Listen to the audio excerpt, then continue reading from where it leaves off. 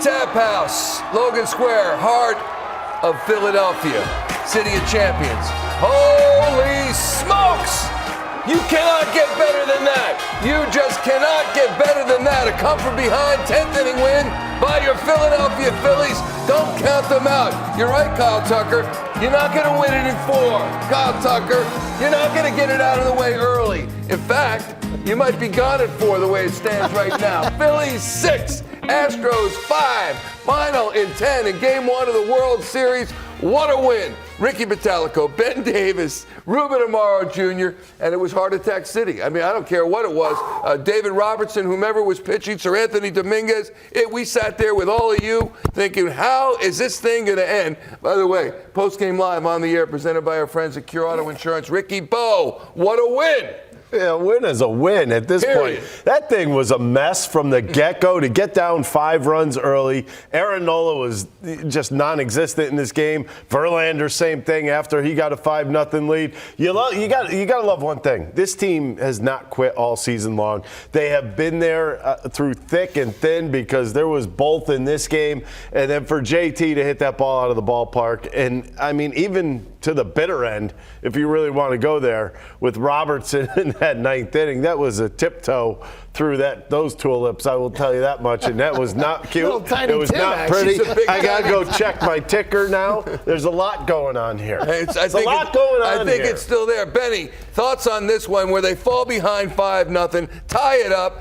Aaron Nola was not the guy we thought he was going to be tonight, but neither was Justin Verlander. It makes me think of a couple lines from the movie Airplane. I picked a bad week to stop sniffing glue. You fill in the blank. It was Rob Thomson. This guy's unbelievable. Yeah. He is a mastermind. He is one step ahead all the time. Rob Thomson, you're the man. He sure is. Okay, what about you, my man? Resilience.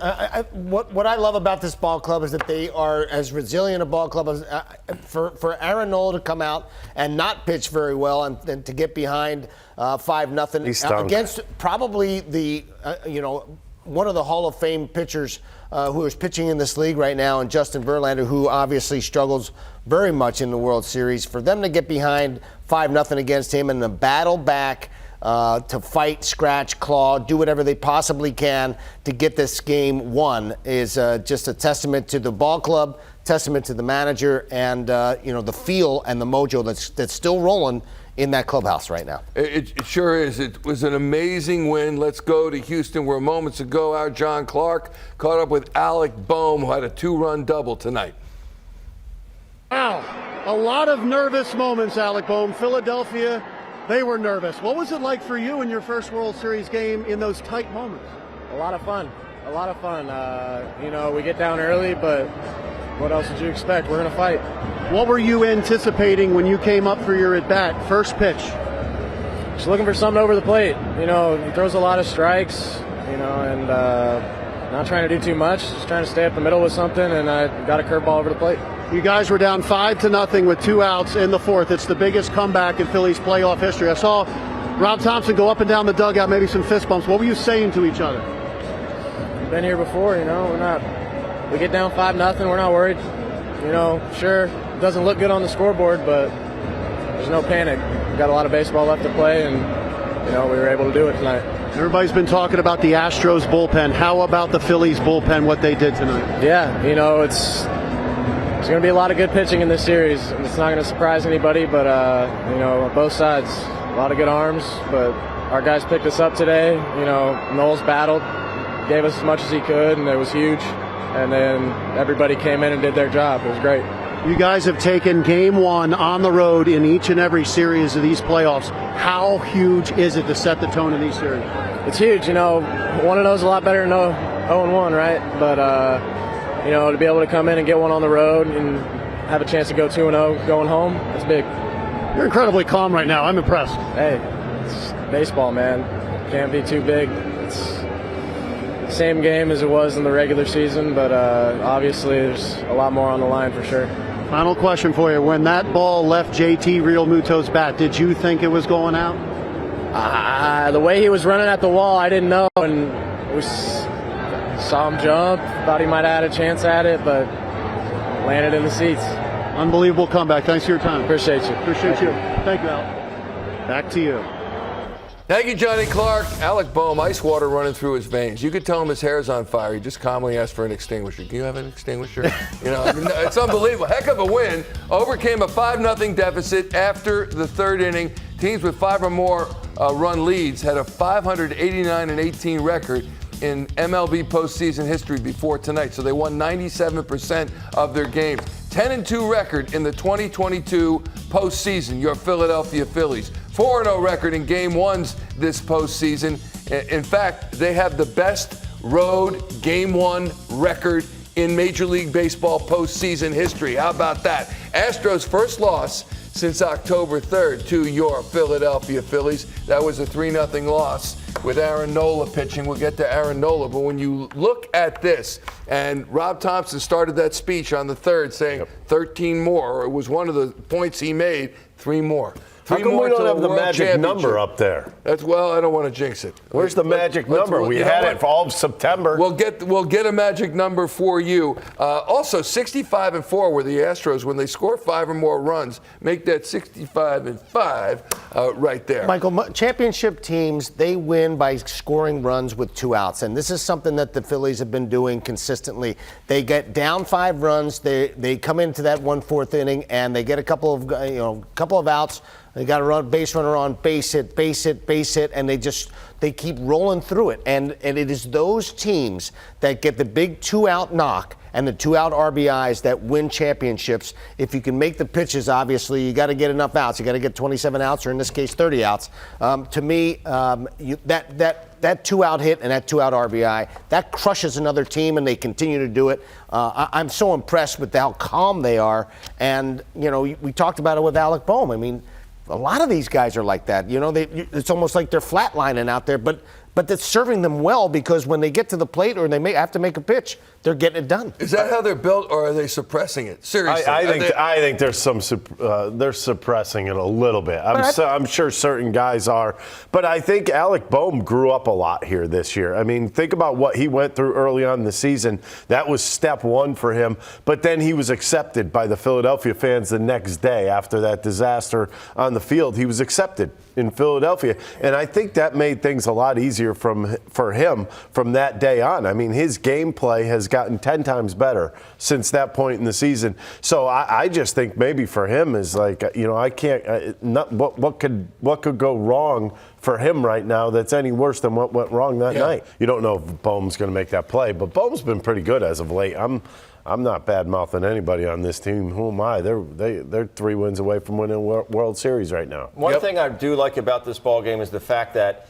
they only hit 1 home run, and still scored 6 runs. That's a very promising sign for the Phillies, because they've lived and died by the long ball. They've hit a lot of them, but to only hit the 1 long ball tonight, obviously in the 10th inning by JT, to have them be able to score 6 runs in the fashion that they did, it means a lot. Yeah, they'll score runs by hitting home runs, but they've also scored runs by going back-to-back base hits, which is something that they had not done pretty much all year long, but they've done it when they've had to do it. And that's the way they've won baseball games.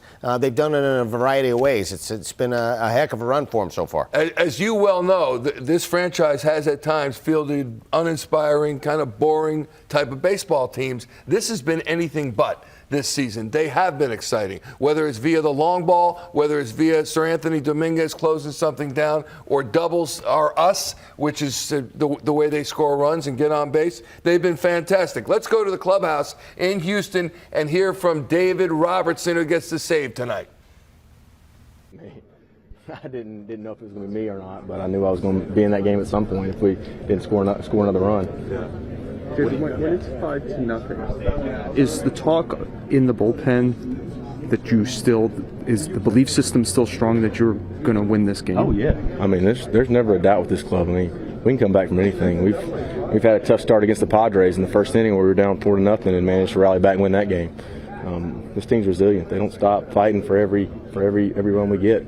What goes through your mind when you hit Diaz there? What goes through your mind, and how do you regroup after that kind of a change? I felt like he leaned over the plate to get hit with it, and then I was behind. I count 3-0 at that point. I thought it was a strike, but the umpire told me it was not, and I felt dumb about that. Like the TV showed you saying something. I was like, I thought it was a strike, but I didn't know. I don't know the rules, to be honest with you. I probably should. By this point, yeah, you don't know him yet. Is that tough, though, to have that kind of confusion in that moment? I mean, I think there's confusion for him. Maybe what's that kind of like regrouping after that? I mean, I had a base open. I mean, I know it sounds crazy to load the bases, but I mean, I had a base open and I just needed to make a couple pitches, so I just loosened up and tried to throw a couple good sliders in there and managed to get 2 over the plate, and he hit the second one and it was game over. Were you surprised he was swinging 3-0 there? A little bit, but I mean, I was still going to try to throw a strike. I'm sorry, did you throw a slider even 3-0? Yeah. Oh yeah. I didn't want to give him the home run ball. Yeah. From your vantage point, when the ball left JT Realmuto's bat and where it was headed, did you think it was going to be? Yeah, we definitely thought it was going to be gone. We can't see everything from there, so we have to move around to get a good view. But when he hit it, we knew it was close. How about some of the younger guys? Hear that Alabama twang coming through from David Robertson as he talks about his team tonight, saying how resilient that they are, regardless of how far they fall behind, that they'll come back. Also, when you look at Robertson from years past, and the Phillies signed him a couple of seasons ago, he was injured, pitched hardly any innings for the Phillies, and kind of felt that he owed the team, and came back this year and has shown himself to be pretty darn good. Right, 37 years of age. Yeah, no, he felt very uncomfortable. I was there when they made the trade, and we talked about it, and they saddled up with him, and he really wants to make himself like part of this club again, because he felt like he didn't really get a chance to do very much because he was injured. So he's trying to kind of reclaim his effort here as a Philadelphia Philly, and so far he's doing some bending, but he hasn't broken yet. So he's keeping him in the games. Big save for him. We showed what the number of pitches were for what the bullpen did. Mm-hmm. What's the status for tomorrow? Everybody's available. It's the World Series. You know what? Looking at it, I would say pretty much everybody would be available. I don't think you're going to use Ranger again. Or Dominguez, 24.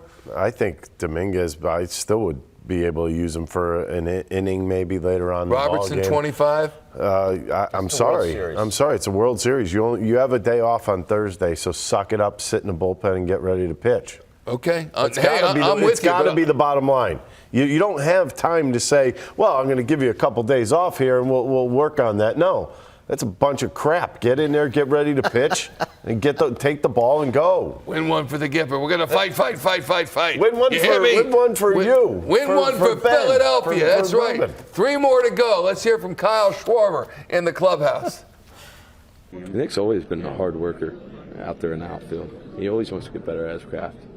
You'll see him out there early taking fly balls, ground balls he's throwing, and he's been doing a phenomenal job for us out there in right field. I saw when you were down 5-0, I think Rob Thomson was going up and down the dugout, fist pumping, whatever. What was he telling you guys? Yeah, I think the message was that there's a lot of game left. It was, the 4th inning, third inning they were up that, so still a lot of game to be played, and we were able to go out there and respond.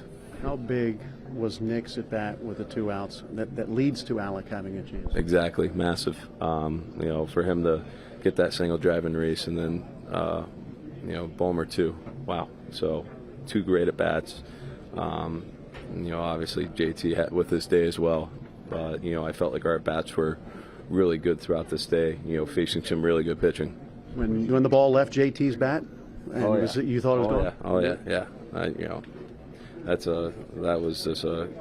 We were all yelling get up, but I'm pretty sure that we thought it was out. A lot of people were talking about the Astros bullpen and the pitching they have. How about your bullpen? Our bullpen's been fantastic. The way that they went out there tonight and kept them at bay there for us to keep trying to go up there and put across a run and try to end the game. So you can't say enough about what they did tonight.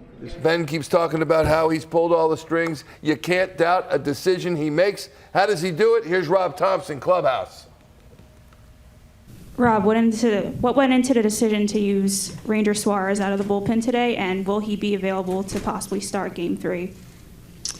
Possibly. So what went into it was today's a side day, really, for Game 3. So we thought, okay, we've got that one pocket, Alvarez to Tucker, that's a pretty big pocket, and thought, well, we'll put him on that if that situation comes up. If not, that's fine. And it came up. Now, he went, he got one out, sat down, went back out. So that's a little more taxing. So we'll have to check with him tomorrow, see how he's doing, see if he's going to be available for Game 3. Steve up front here.